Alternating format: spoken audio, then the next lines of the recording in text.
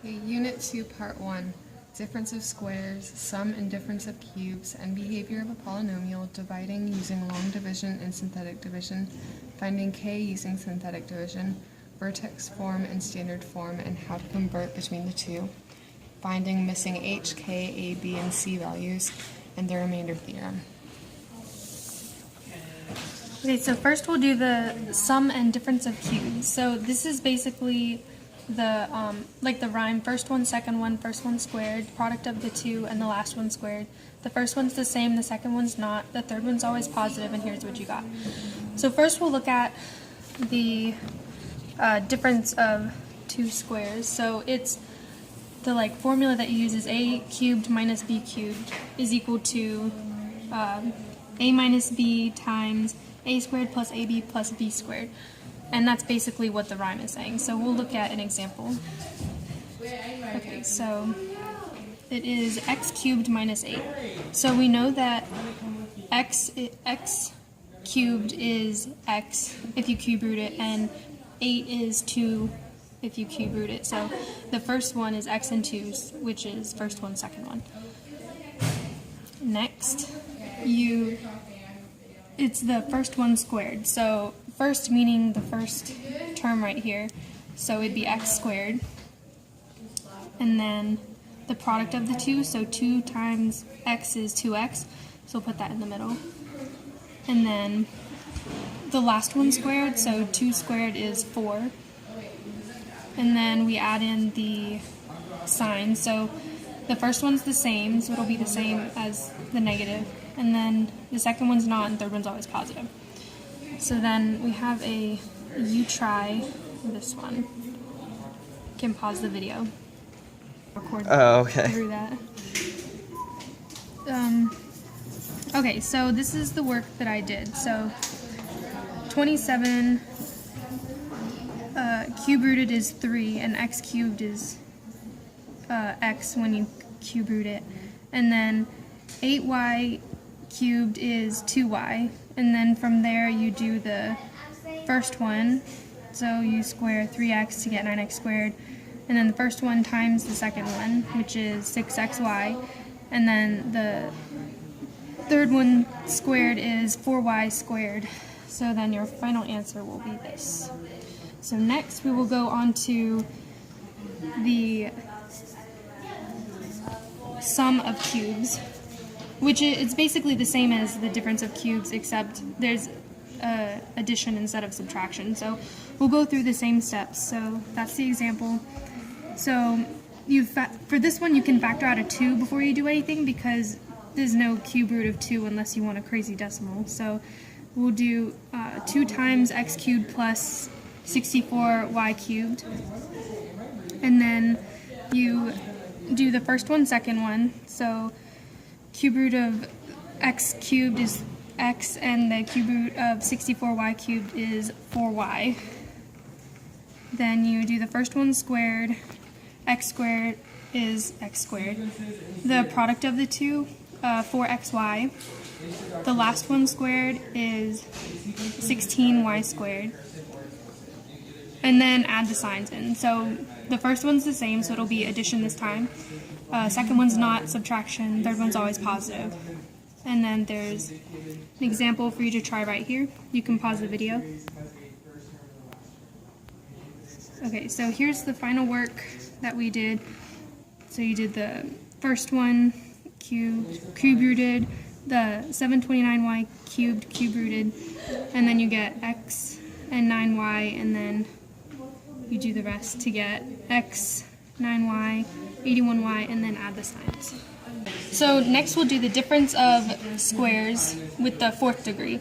So for difference of squares, it's a squared minus b squared is equal to a plus b times a minus b. So it's basically factoring it out, except we'll be using the fourth degree. So instead of squared, the first term will be to the fourth power. So here we'll do an example. So x to the fourth minus 36 can be factored down into x squared minus 6 times x squared plus 6. And you can't factor that anymore because 6 can't be square rooted. So another example we have is 16y to the fourth minus 81. So this can be changed to 4y squared minus 9 times 4y squared plus 9.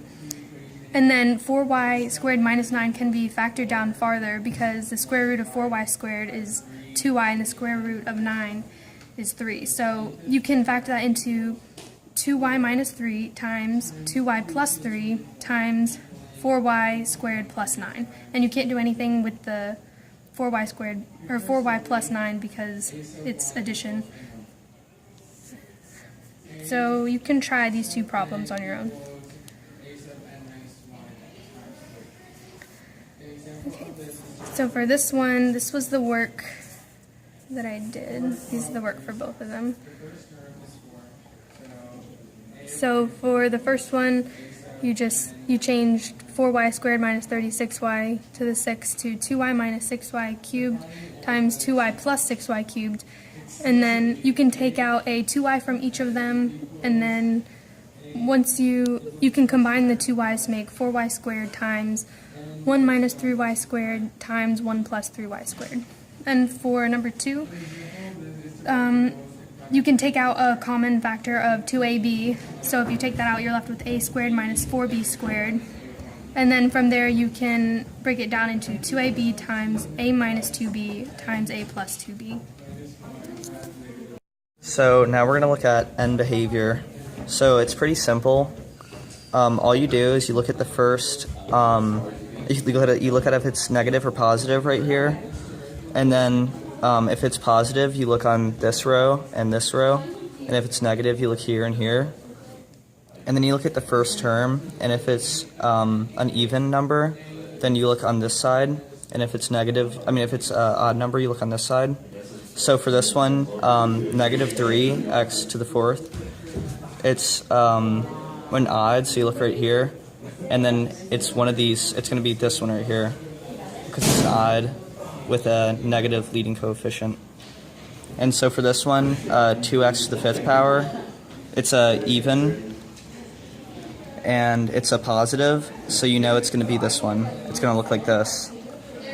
And then for negative 2x to the second power, it's a negative, so it's going to be over here. Wait, it's going to be right here. And then it's 2, so it's going to be this one. And yep. This is the long division of polynomials. We'll go ahead and look at an example and I'll explain it as we go along. So the example is x squared minus 3x minus 10 divided by x plus 2. So the first step is to find the first number in the quotient, which is the top part right here. Multiply the first number in the divisor, so we'll be looking at x, by whatever makes it equal to the first number under the dividend, so x squared.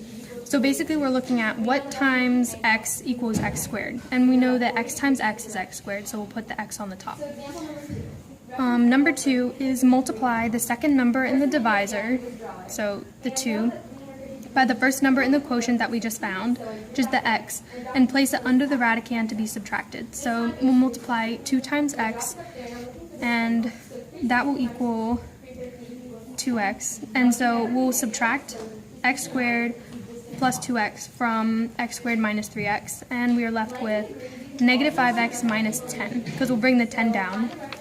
And then number 3, multiply the first number in the divisor, again, by whatever number equals the number farthest down, which is this one, the first one right there. So what times negative 5x is equal to, or what times x is equal to negative 5x, which is just negative 5. So we'll put that up there and then multiply 2 times negative 5, which is negative 10, and then you place it under here, and then you can subtract and you get 0.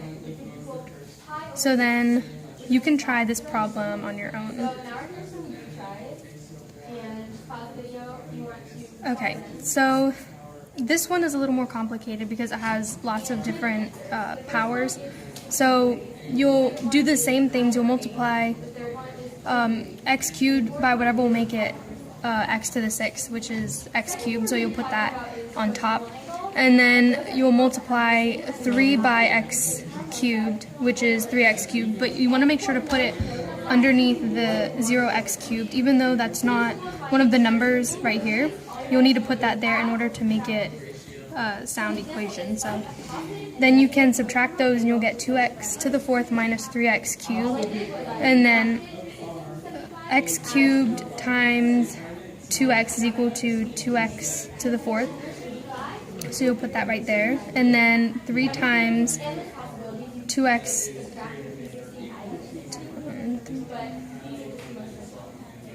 yeah, 3 times 2, wait, what did I do here? No. Alright, you can go.